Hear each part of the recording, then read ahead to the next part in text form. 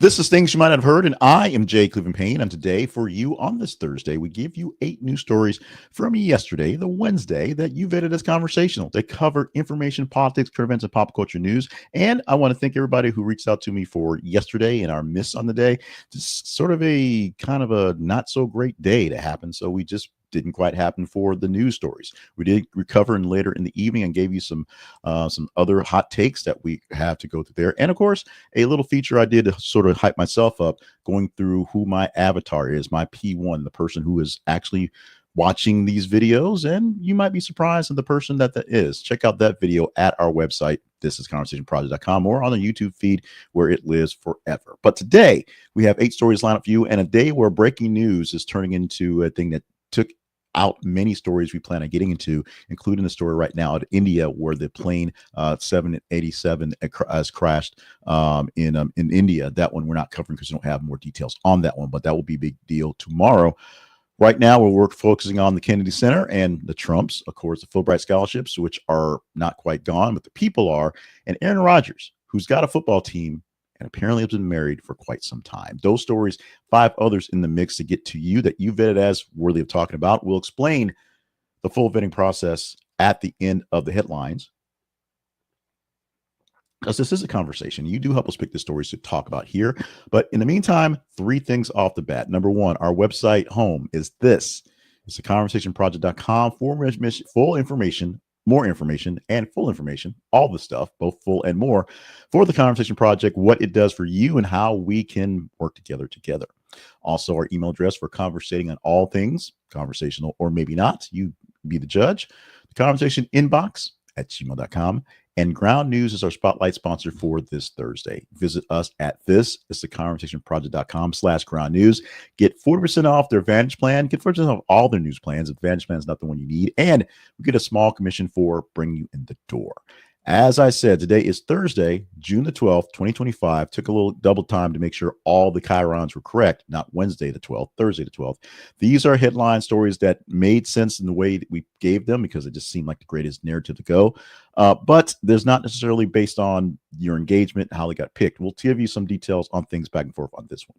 Now, our first story is an update, because yes, you did pick the story, you did put engagement in the story about Trump and all his pals going to the Kennedy Center to see Les Mis last night. And the big story at the moment, or that moment, which you actually talked about a few months ago, was that about 10 members of cast were going to boycott the show, meaning understudies got a chance to shine at the Kennedy Center. This was a big deal because it was both a fundraiser and the opening of the season, and is also Donald Trump's favorite play, even though the play is about oppression and the French Revolution, and we know how that ends in the end. But Trump and the First Lady were both cheered and booed at the performance at the Kennedy Center. And first start off with a bit of a news conference. As the red carpet walked by, most people sort of did their nod, said some simple things, and walked off. J.D. Vance did not fall for the banana in the tailpipe, and did not answer any real questions from anyone else coming out on the stage. Now, I was watching this on Newsmax, and so they ended up chopping up bits and pieces. But as they went back and forth, people asked about the Kennedy Center. People asked simple questions. Then he started asking about Iran and LA and things like that. And of course, Trump had to stop and talk about it. So you got your chance. You got your pieces there with the news coverage from that one. But inside the actual theater hall for Les Misérables, or Les Mis, as the folks like call it, there were some boos, there were some cheers, and were some USAs out there. Now, Trump did a lot of work to make this happen, or unmake things happen, if you will. He installed himself as the chairman of the Kennedy Center. He replaced his leadership with conservative allies, promising to purge it of woke content. Artistic community responded with protests, including boycotts from cast members and staff resignations. This cast members last night. And of course, many shows that were scheduled to play are not playing in the season going forward. There were protesters outside, which you think. Drag performers showed up in force because, no drag performances. They challenged Trump's criticism of drag shows at the center. Their presence added fresh symbolism, so says a robot editor, to the political drama. And Trump used the event to raise over $10 million in donations for the center. He has said in uncertain words that the center is kind of a dump, but he says everything's a dump. Here's the problem. $10 million in donations is great for one night, but subscriptions to the place dropped about 36% when shows like Hamilton announced they were pulling out after the takeover. So less people are actually paying the subscription for the year to keep a part of it, to basically be a part of the show, have their names on the billboards and in the programs. But Trump thinks he's going to make it work out.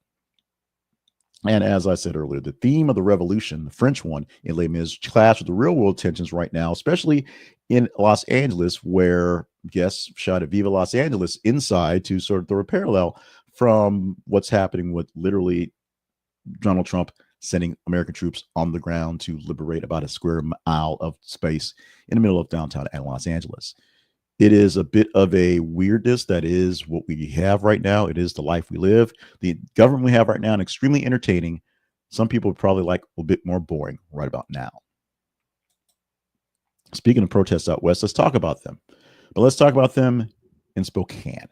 As the mayor of Spokane, Lisa Brown, declared a state of emergency and imposed a curfew at 9:30 p.m. to 5 a.m. in Washington, Spokane specifically, with hundreds of anti-ICE protesters gathering outside an ICE facility downtown Spokane. I'm saying that really, really with emphasis because we're not talking Los Angeles. We're not even talking about the many other cities across the nation that are popping up with things. But this is Spokane.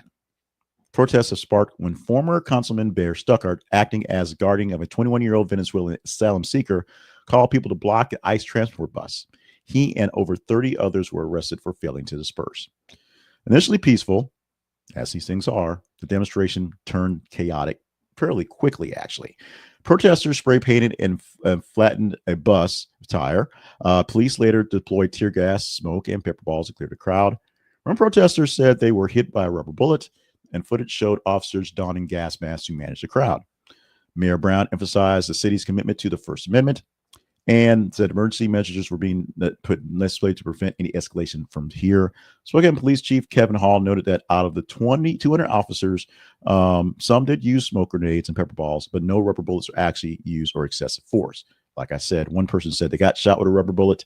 We'll see if that proves true or not. Of course, a larger wave of nationwide protests for anti-ICE activists at this point are going from LA to Seattle to New York to San Antonio. City curfews are going up all over the place like they're in fashion to hopefully tamp down on some of the noise and potential violence in overnight hours. A story that will probably slip the cracks through for most newscasts is something that caught my attention. It caught your attention. It was engaging. I'm not cheating and throwing something out there that isn't out there. So this is one that got people scratching their heads a little bit, but here's your headline. Entire Fulbright Scholarship Board resigns over Trump administration policies. Yesterday, all 12 members of the Fulbright Foreign Scholarship Board resigned. They said they could not stay while powerful political appointees at the State Department overrode their decisions. The board claims that about 200 scholarships advanced to U.S. scholars were canceled after they were approved by them. Another 1,200 grants from foreign recipients are also now under extra review when they weren't before. And the board says these moves break federal laws designated to keep the program independent from the actual government. They said they resigned rather than endorse actions they believe were, quote, unlawful, unquote, and that damaged the program's mission. The statement emphasized they respect academic freedom and merit-based selection. Merit-based being the words, with this Fulbright scholarships being something on the higher state of merit, and that's supposedly being something the administration is really pushing for at merit.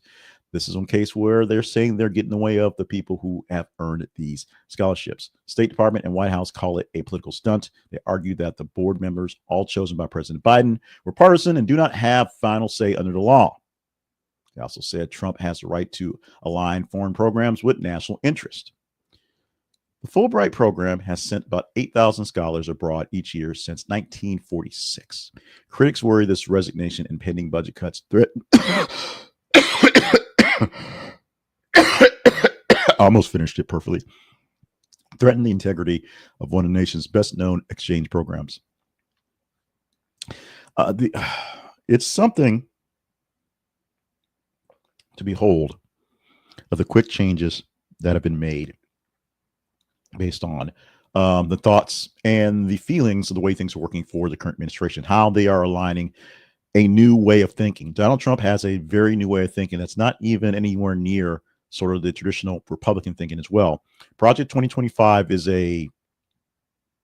it's a blueprint for a definite change of how things work and a definite change of how people act, believe, and feel towards America and America towards the world. It is not just we're the best nation in the world, so more people should be like us. It's we're the best nation in the world, so we should keep less people here to join us. That's what it's turning into. This is essentially a bigger part of that mission. We'll see what happens with the Fulbright scholarship, Fulbright program, whether these scholars going back and forth will continue, or whether this is one more thing that's cut to the wayside of the new administration that cannot be fixed easily. We're going to give our honor we can to the late Brian Wilson, who just passed yesterday from the Beach Boys, and the very poor line pun about being in the Balkan Peninsula, there a place called Kosovo. So now hopefully you'll have Kokomo in your head for the next couple hours, as Kosovo is in the news, as they have agreed to take a U.S. request to allow up to 50 migrants deported from the United States per year.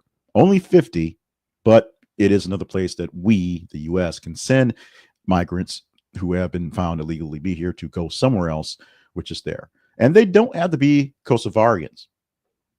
Just people who we want to get out of the nation can go to Kosovo and be there. Kosovo will pick up individuals from a pool provided by the U.S. authorities, focusing on those who meet rule of law and public order standards.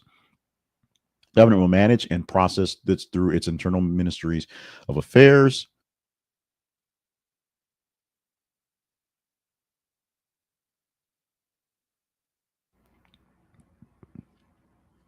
The nation emphasized its strong alliance with Washington, and they said this deal reflects a deep relationship that they have that began with U.S.-led data intervention back in 1999, which paved the way for Kosovo's eventual independence in 2008. The decree for this echoes a prior deal with Denmark, where Kosovo agreed to host foreign prisoners in return for about 210 million euro. It also follows talks with the UN on return hubs, that's a quote, for asylum seekers, fitting with the strategy attracting international arrangements. So yes, they're getting something out of this, as in they're getting paid to do this. The migrants will be housed on their own dimes. That's one thing, but there are greater incentives for this to happen on the world scene, on the migrant scene, on a scene that's getting to be a bit more crowded and people scratching their heads and wondering what's exactly going on. This agreement is part of a bigger U.S. effort under President Trump to find foreign partners for deportations, especially as some countries resist repatriation. It reflects a broader trend involving other Balkan states too. Now, the big question is, are they just going to put them in prison? Are they going to actually repatriate them or new patriate them into their lands, give them a chance? Because we're kicking out people who are in our nation illegally to go to other places. In some places like El Salvador, they're supposed to be prisoners, and they're just going to stay there and be prisoners and just live out their time in jail. In other places, they can be, members of society to actually get things done. They need people to do work there as well, and maybe they will repatriate them, and it'll be sort of a gift from the U.S. along with the gift of money to get them repatriated, get them retrained. We'll have to find more places to send more of these people because they got to go somewhere, and many nations aren't taking back the folks from their nations, from their countries. We'll see how this plays out in the future. Taking a pause from the news for a moment. If you enjoy what you're seeing here in the form of the news we're providing, the news stories, which may be a bit off the beaten path, some things you may have missed. The Fulbright Scholarship Board all resigning is one that I saw basically nowhere except in a few articles when I skimmed in my aggregators. And so that's when it popped my attention. Presented it to you in the feeds. We'll explain those in a bit. And you guys said it was interesting. We had it there. We need you to not only like the stories in our feed so we know what to talk about, but like the videos and the presentation we do so that people know to see them. The algorithm will share it with more folks. If you like our podcast, wherever you get your podcasts, if you share with the folks our email newsletter so they can get just the plain news straight in their inbox, or you like and share the video here, this video here. We reside this video on X, on Facebook, and on YouTube 5 days a week. And so as people see this video and enjoy it, or maybe watch it, and like it and share it, we have more people engaged so we can have more thought process going on. The more I get likes on these videos, the more I know that I'm doing the right stories. I'm getting the right mix of commentary. I'm giving you things that are interesting you really want to conversate on. It also tells the algorithms that these things are worthy of seeing, and they will share with other folks, and it will grow folks in what I call the News Nerd Nation, all of us chatting together. Share it with like-minded people as well, and if you're not getting this natively into your feed, please subscribe into the method that you like the best. Go to TikTok, click the link for our website to TikTok and get the short takes if that's what you want. Get the podcast in audio form or the email newsletter, links there at the website as well. But like, share, and subscribe so we grow more people, have more people engaged in our conversation. March Madness has come and gone this year, and what we are seeing is a report in a drop in online abuse during the sports betting contest happened, the window for that one. Now, we have a story that's actually going to post in about an hour or so. It's something that actually we pulled from yesterday that got pushed back when we did some shuffling on Scotty Scheffler, who actually said he had to get rid of his Venmo off his phone because when people would lose money on bets on him, they would reach out to him and say, yo, bro, can you spot me a couple dollars? I lost a bet. So he literally got it off his phone so he could not Venmo people money for bets. It's a thing these days where people are hitting up folks because sports betting is so rampant. Many people are losing because that's how they make their money. And many people start to abuse either online with some sort of words or sometimes in person sports figures. We found that during the 2025 March Madness tournament, the NCAA and the Slightly Group found that online abuse flagged as betting related dropped by 23% compared to last year. Out of about 1 million social media posts monitored, 3,161 were confirmed to be abusive or threatening. That's only 50% of the abusive content targeted players specifically, a steep fall from 42% last year. On the women's side, it was down about 83%, while betting linked harassment was decreased by 66%. We had a story about this a few weeks back about online betting increasing, the people in, basically targeting women in online betting is being big. But for March Madness, for the women's Final Four, it was down, which is in this window here. The drop in player abuse is great, but abuse in men's tournament rose 140%. Most are directed at the coaches, the refs, and committee selection committees, but not to the actual players, which is good, but targeting the other folks, that, of course, not so great as well. Signify scanned over 1 million posts and flagged 554,096 for review and referred 10 user accounts to law enforcement. They credit the deterrents like stronger identification and accountability for helping lower abuse behavior. The NCAA launched this year the Don't Be a Loser campaign and pushed it to the limit on prop bets on college athletes. To limit prop bets on college athletes. Essentially, the simple things like who's going to score first, what uniform are they wearing, who's going to have the most fouls. Not because, yes, there's big money in the actual over-unders and money in hitting the plus minuses, but the prop bets, that seemingly make it fun at a party, also make it really, really interesting and really abusive in your betting prospects. So having sports books and having various apps restrict those things was a big thing they did. And it was able to help bring down some of the abuse, some of the people losing in spectacular ways on bets they should not be making. We'll see if this continues to be a trend and if there will be more or less of abuse, social media wise, physical wise, being in their presence wise, to athletes based on the betting that's out there. Unless the Southern Baptist Convention actually gets to outlaw sports betting, period, which is something they've not voted on yet, but I'm pretty sure that one's going to pass.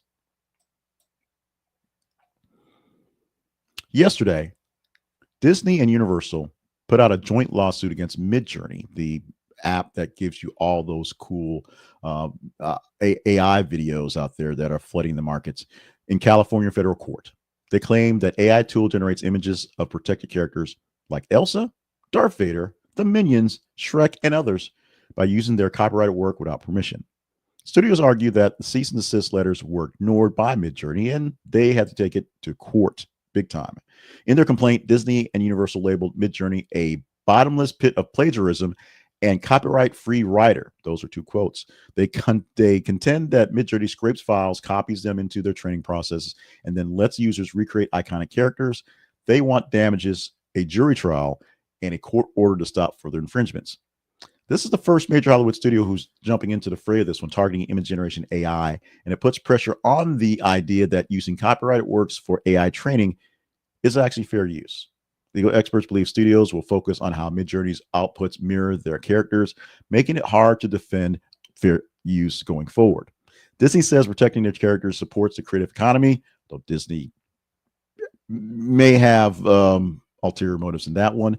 They want to hold AI firms accountable, even if the infringement is done by a machine.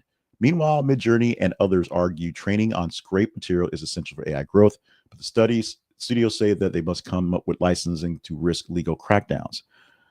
If it succeeds, AI developers might need licensed data sets and heavier output filters. It could also set patterns for both future lawsuits and policymaking about how AI uses copyright material. Now, if you're a person who may have seen the Darth Vader's girlfriend, where apparently Darth Vader falls in love with some person on Coruscant, and then she just starts becoming a heavy shopper with Darth Vader, so walking behind carrying her shopping bags, things like that, you may wonder how these things happen. And it's because Midjourney has scraped different files that have different pieces and can make a Darth Vader image to a fairly good representation.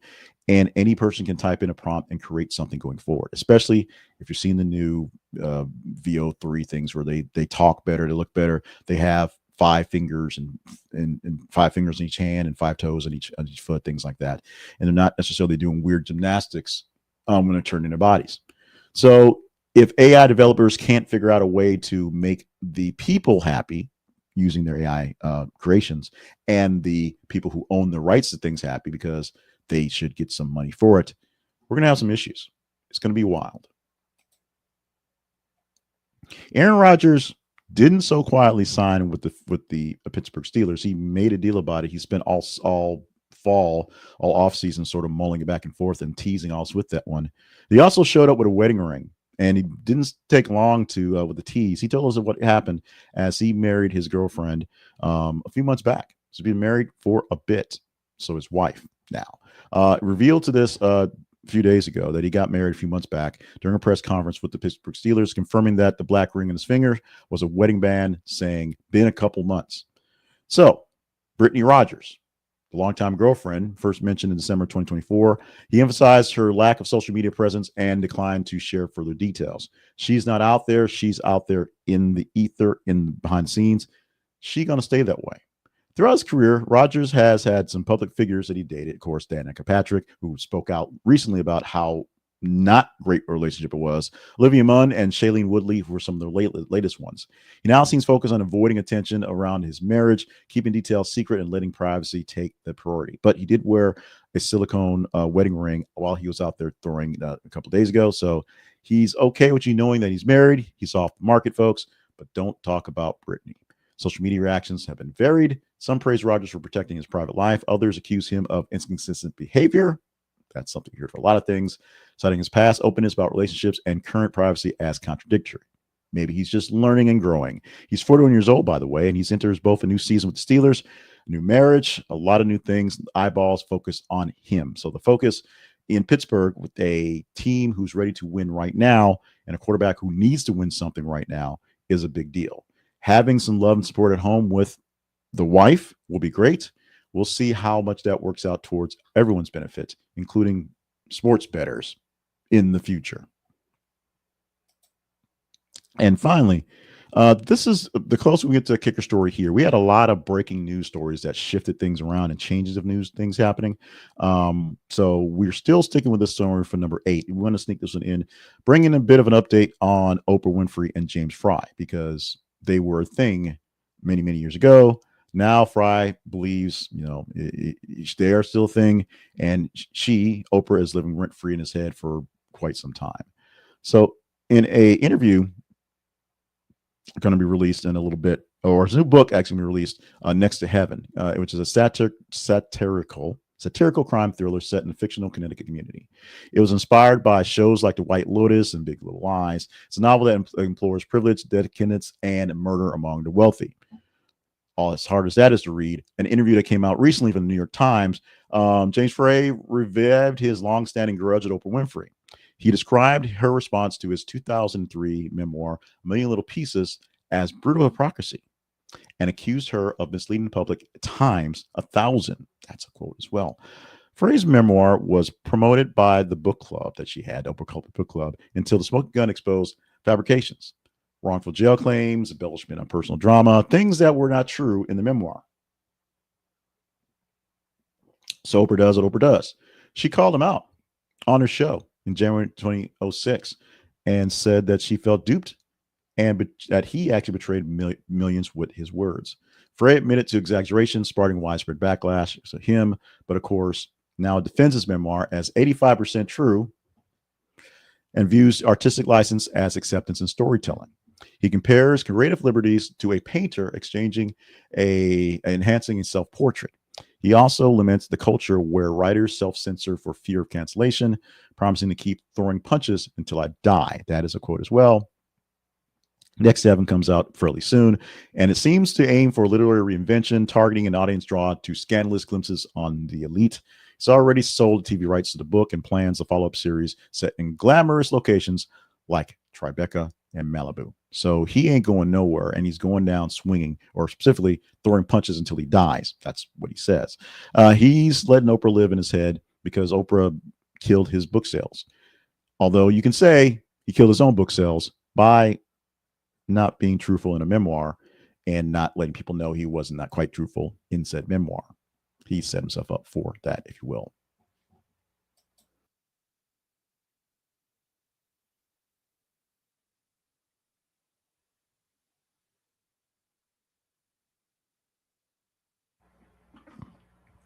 As promised, 8 news stories from yesterday, from your Wednesday, that you deemed as conversational. How did this happen? It's very simple. You engaged with us in the news stories that we posted on what we call the feeds. There are pages, our links, our spots on social media places such as X and Facebook. Yes, people are still on X and Facebook, and you guys are there. In fact, our target audience, our P1, our avatar, is very active on X. So says the online folks that created her. But these are some stories that are going to be posted in the next couple hours that you can engage in to get us more stories for tomorrow. Do you want to talk about the brag soldiers who cheered Donald Trump at his rally-style speech the other day? Because they were all checked for allegiance and appearance, apparently. Now, we're looking to find more information on this one. We'll go deeper in this one. But apparently, there are rumors that all the guys that were standing behind him were specifically picked to be guys that were rah-rah for Donald Trump. Also, the CDC is rehiring about 450 employees that were cut by HHS because they actually need them back. Who's not being rehired? David Hogg. He's leaving the DNC leadership role after a plan to primary Democrats draws criticism. David Hogg may still be the future in political action, the future of how millennials will deal with things in the future for taking over things at some point in time, but not the future of the DNC, because the DNC don't like him and what he's doing. These are just 3 stories of the 30 or so stories we will have posted throughout the day for you to engage in. And it's simple. Go to facebook.com/This Is a Conversation Project. Follow us there. Go to x.com/th_conversation. Follow us there. And every 50 minutes or so, we'll post a news article from various links, various places on topics such as these. As you see something that catches your attention, catches your eye or your ire, ire, engage in them. Click a like. Click the heart. I guess all have an X as a heart. Comment on them as you can see them. Share them with other folks so more people can get as upset or as lovey as you want to. And the more we get from literal engagement, more people actually engage and touch a story, better chance we have a talking about it. We take the stories at the top half of engagement, and we'll pick 8 of those stories to provide for you in our newscast for tomorrow, just like that. And you can see all of them in the background by just going back to links as well. And we'll give you some engagement on how they went back and forth. And as we can sneak some stories in, we snuck in Brian Wilson's death. We snuck in the airplane crash, which is really breaking news. No real stories in that yet, as we can, because there's so many conversation things out there going on. But the rules and engagement to keep us from making this a 50-minute show every day is 8 news stories Tuesday through Friday, 10 stories on Monday, because we have the weekend to cover. And that's what we do. And we do it with your help, and we gladly need your help. So thank you in advance. We also thank you in advance if you visit our sponsors page. on our website. This is conversationproject.com and /ground news, specifically for Ground News, our spotlight sponsor for the day, because they take good care of all of us. Ground News is one of the sources we use to make sure that the news we have is fair-ish. And sometimes we don't care. Sometimes we do care. And sometimes we want to see what's being covered and which one to cover to you and why things aren't being seen, why we get a glimpse of something in one place, but it doesn't really show up someplace else. Ground News can help us and you figure it out. If you go to Ground News and use their Vantage Plan, for example, you get all the news coverage that they offer. This was designed by a scientist, this person with a real rocket scientist who had the thought process of figuring out how to aggregate all the news from all the places and figure out where the stories lie on a spectrum from right to left, conservative to liberal, and see what sources are giving you better news or the news at all. Because part of the Ground News platform is something called the blind spot feature, which will show you if you are a siloed news person, you follow something that's more right or more left. There are stories that aren't being covered in your silos, mostly because they don't want you to see it. It makes their side look bad, but also because there are also some stories that they're showing way too much of because it makes the other side look even worse. So those siloed stories in the blind spot, because it wants a blind spot on you, make you focus on certain things, it's there. See what you can see there at Ground News. Go to our link. This is a conversationproject.com/ground news. You get 40% off all their plans. The Vantage Plan is their monster plan, their super plan. And we get a small commission because you joined in on the news. Check it out. You get side-by-side comparisons from many different sources. You get to figure out who is backing them, who's paying them, so you can kind of figure out how you believe them. And if you're a person who is extremely siloed, you can see what the other side is saying and then make a choice for yourself. Check it out at thisistheconversationproject.com/ground news on your computer or on your phone. It is there for you 24/7. Also there for you 24/7 is our website. It lives online at thisistheconversationproject.com, or this is conversationproject.com for the Conversation Project. What we have for you are recaps of the news stories we do here at the website, plus more expansion, links to our sponsors, links to our partnership page. If you deem us worthy of helping us out, check the partnership page out, and links to other places you can find us. Also, our origin story and some special features as well. Something we did yesterday, something I did in a sort of as a whim, and spent about an hour or so defining it, was doing an exercise that I did back in my radio days about going through my P1, but instead of hiring out some consultant to listen to hours worth of my stuff, I plugged it into an AI model. It examined what's going on and gave me a woman named Maya, who's a 34-year-old African-American woman, a professional level woman who has a college degree and just wants the news with less of a bias, wants both sides, wants to see what everybody's saying and at less of a bias. So I have that person to target. I would say that my target audience, that might be her based on what I'm producing, but based on the stats, because YouTube kind of lies about stuff, it's telling me my target audience are 45 to 65-year-old men. All are welcome. All can be engaged. So if you want to be a Maya or be a dude, let me know if you fall in line with one of these things, and we can go back and forth. Email me at the conversation inbox at gmail.com so we can talk that up. Also, follow us on our feeds at facebook.com/This is Conversation Project and x.com/th_conversation. Check that video out. I think it's called The People Who Probably Watch My Videos, something to that effect. It's got avatars on the front page with pictures of me and avatars, the blue guy and the cartoon guy from the cartoon.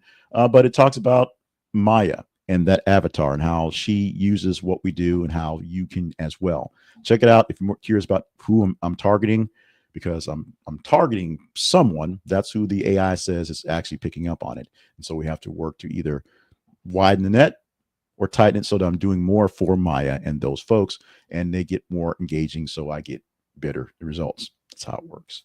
Today has been Thursday, June the 12th, 2025. I am Jay Cleveland Payne. Thank you so much for joining us for what we do here at the Conversation Project. We cannot do this without you. This is a team effort. This is a group thing. This is our dialogues and conversations, not just monologues, you being told by Tom Lamas that's important in 30 minutes or so. This is work all day between all of us together, and let's keep doing it. Love you, mean it. Let's knock this out together, hopefully for a good day. So right now I'm sort of in a low energy bit, but hopefully we can pick it up and get a good Friday out of this.